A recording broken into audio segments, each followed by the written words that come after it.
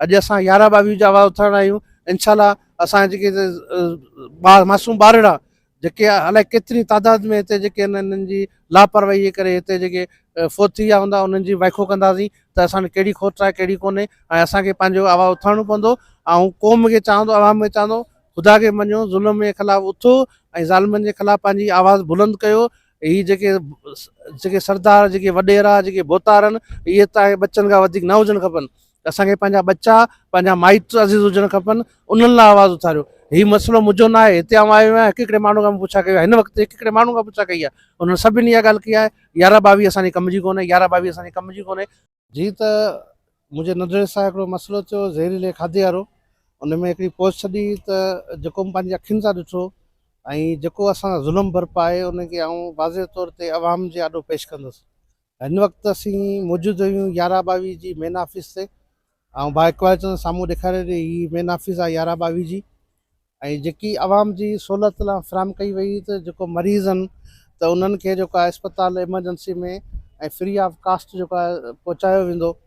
पर उन जी रिज़ल्ट इहा निकिती आहे त 11-22 जी हेॾी वॾी, तव्हां पाण अखि सां ॾिसी हिन कैमरा में त हेॾी वॾी ऑफिस आहे, पर अख़्तियारात हिननि वटि का बि कोन्हे।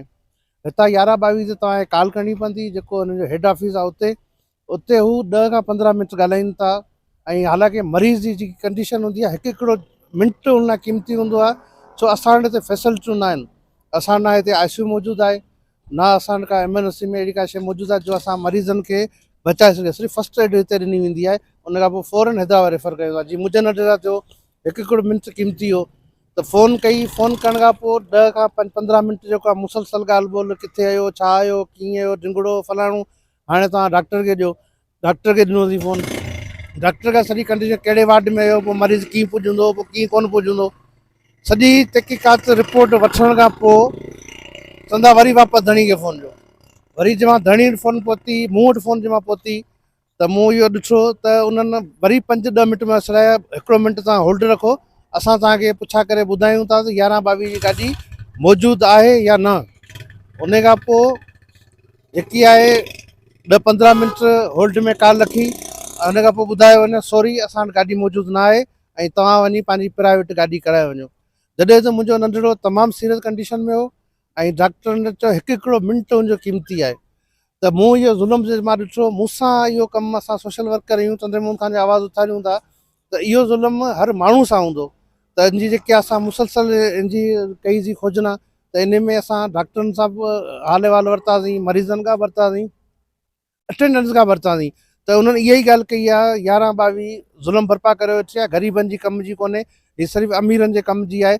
ऐं अमीर जेके आहिनि, माना सम पीपल्स पार्टी वारा जेके फ़ोन कनि मिंट टिकड़े में गाॾी पुॼे थी, बाक़ी जे ग़रीबनि जा 4-4, 5-5, 8-8 कलाक हिते पिया हूंदा आहिनि, पर 11-22 जी गाॾी नथी पुॼे।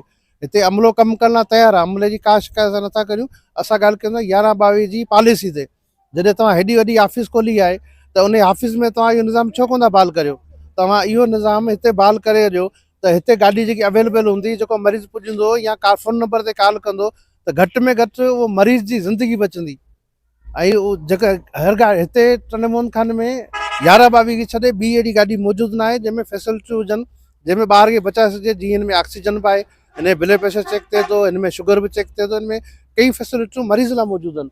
त उन हवाले सां जेका ॿी जेकी GHQ जी अस्पताल जेकी आहे एम्बुलेंस, उन में उहे सहूलियतूं मौजूदु न आहिनि, उन में सिर्फ़ु ऑक्सीजन हिकिड़ो मौजूदु आहे। त उन मरीज़ खे पहुचाइण लाइ ऐं सम्झो अलाए केतिरा माण्हू ज़िंदगी पंहिंजी विञाए वेठा हूंदा। त ख़ुदा रा जेकॾहिं तव्हां हीअ आवाम लाइ खोली आहे त आवाम लाइ इस्तेमालु करियो। ऐं हेॾी वॾी तव्हां ऑफिस खोली आहे, इन्हनि खे पावर ॾिना वञनि जी ही माना जेके आहिनि माण्हुनि खे गाॾी न आहे, घटि में घटि जवाबु त ॾींदा। घटि में घटि कार में ॿी एम्बुलेंस में खणी पहुचंदा सही। हिते तव्हांजे माण्हुनि सां अधु कलाक वेही फ़ोननि ते ॻाल्हायूं, अधु कलाक खां पोइ सॉरी गाॾी कोन्हे, भाई तरीक़ो त कोन्हे न के।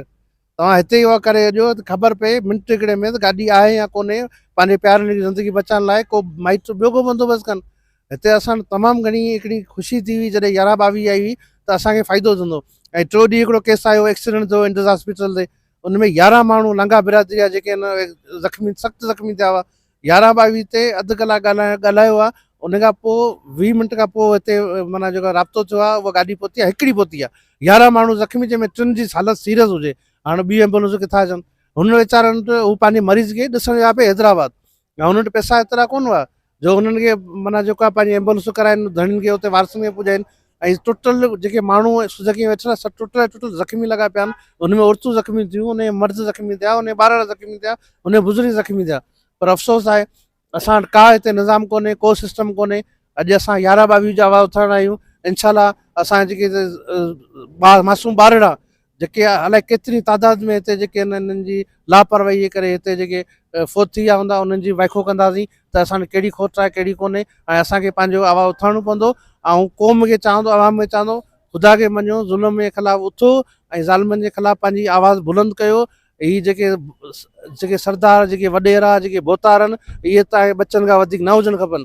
असांखे पंहिंजा बच्चा, पंहिंजा माइट अज़ीज़ हुजणु खपनि, उन्हनि लाइ आवाज़ उथारियो। हीउ मसइलो मुंहिंजो न आहे, हिते आउं आयो आहियां, हिकिड़े माण्हू खां पुछा कयो आहे, हिन वक़्तु हिकिड़े माण्हू खां पुछा कई आहे, उन्हनि सभिनी इहा ॻाल्हि कई आहे 11/22 असांजी कम जी कोन्हे, 11/22 असांजी कम जी कोन्हे। त अहिड़े हवाले सां त जेको आहे सभु गॾिजी आवाज़ उथारियूं ऐं पंहिंजे प्यारनि खे, पंहिंजे मासूम ॿारनि खे, बुज़ुर्गनि खे, पंहिंजी नियाणियुनि खे ज़िंदगी बचाइण लाइ हिते सहूलियतूं ॾियारायूं।